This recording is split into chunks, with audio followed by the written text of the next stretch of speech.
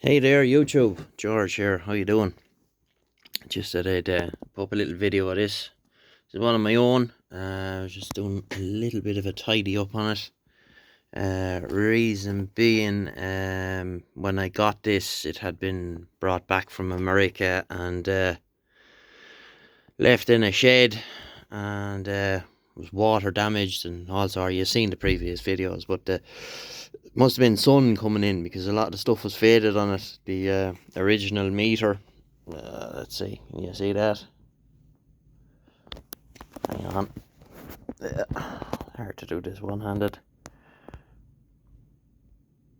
It's all faded in the red zone there, as you see. So I got a load of stuff over from America for one of the boys over in Scotland there, and the deal was he got me a new meter. So we put that in, and that looks quite good now. Just trying to get this to look right. It's hard with the LED. It's two colour from the factory. Goes red. So we went through it and just followed the service procedure. I have it on dummy load here. See, you have low, mid and high for the power. So we're on low. 2 watts. 1, 2. 1, 2. 1, 2. Up. And then we'll go to mid. We'll have to change this to the 20 watt scale. 1, 2. 1, 2. It's a 5 watt carrier. 1, 2. 1, 2. Swings to 15. And we go to high. And let's see. So 10 watt carrier. 1, 2.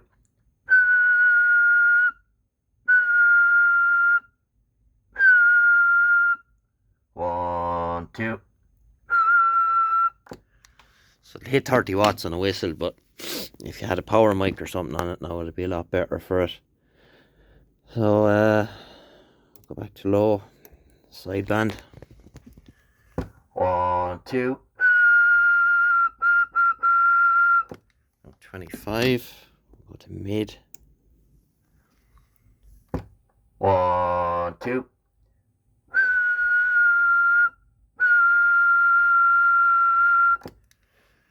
30 watts or so. Go to high.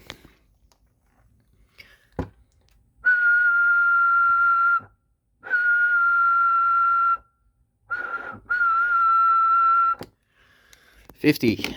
So this has in the arse end of it the conventional kind of 1969 driver, or no, final, and that's going on then into a small single pill PA 2879, and all that was gone. Had to rebuild a whole lot because it had got water damaged and corroded and damaged tracks and stuff like that. So we fully recapped it as well. All Nishikon and Panasonic Gold Series caps in it. This thing is rock solid on frequency. It does not move at all. Unfortunately, it's late in the evening here, so there's nothing on. And yeah, so like I said, we went through the alignment, and this thing has all sorts of madness on it. Let's see, how does this work? To replace all these switches cost me a fortune as well. I had to buy them all. This one I have to put in, it's slightly damaged, so I have to get another one. I have some there probably, but it's slightly damaged, that one. You can have all sorts of fun with this thing. One.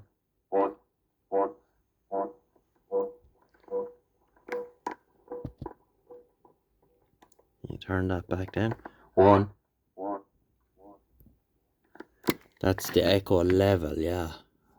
Turn this one back a bit. That's the time, I think. 1. 1, 2.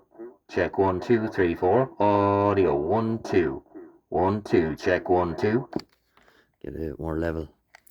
1, 2. Audio 1, 2. Check, check. Hello. So you'd have all sorts of fun with that. So you push that to turn it off. Put that back on there. So the clarifier, then you push that, turns on and off your noise blanker and your noise limiter. You can see it there, a little green light coming on. Bit stupid, should have put in a blue one, but however. So then you have, if I push this here, the talk back goes away. 1, 2, check 1, 2, 3, 4. 1, 2. That's nice. It's got a little modulation light on it there, which even works on sideband. 1, 2, 3, 4, 5. I wouldn't say it does that on FM now, just out of curiosity. 1, 2. Oh god, it does. So whatever way that's set up, it's just the modulation running through that circuit, because a lot of radios, particularly the older ones that had modulation lights, they only worked on AM. They didn't work on any other mode. So but it's nice to have it now with the meter, where it's it's as it should be. By right, it could do with new cases. I put all new screws in it and the whole lot, but like, it's my own personal radio, so I do like this radio. You read online there, lads going on that they're junk and this and that and other. Hey, I have no complaints with it. I think it's a good radio. Quite pleased with it. Now, an awful lot of work went into it. If it wasn't my own, I probably wouldn't have done it. But it's nice. I like it, and quite pleased with it. And puts out a decent amount of power, and yeah, works well. So it's got the twin turbine. It says that there's two big fans. Well, they're not big, but they're two big fans on the heatsink there. I've never heard them come on, but I don't do that much talking. One little job I want to do now is I want to mask off the back end of it there, and I want to take the fans off and spray that heatsink. It's all corroded there from when it got damp.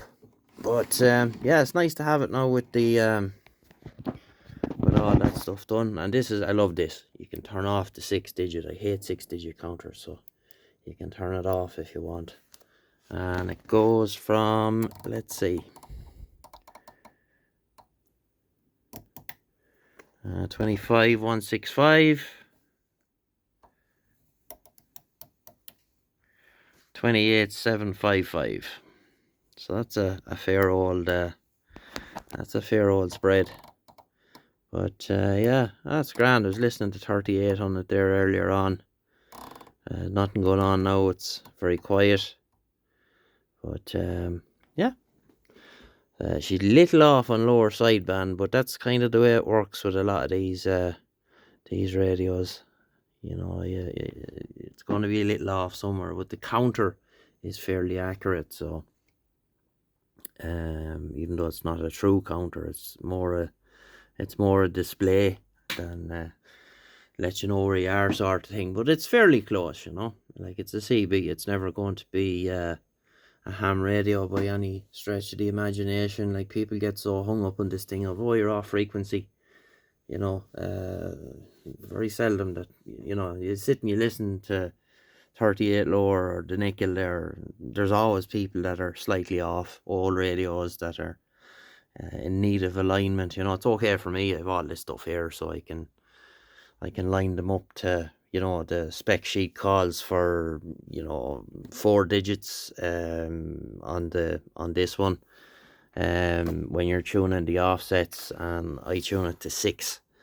A little bit fiddlier, but just makes it a little more accurate. The tolerance will be plus or minus 20 hertz. I try to get it dead nuts, like maybe 1 or 2 hertz is all that there might be in it, so we can kind of live with that. So yeah, so just said I'd play with one of my own for a while, and haven't had a whole lot of time of late.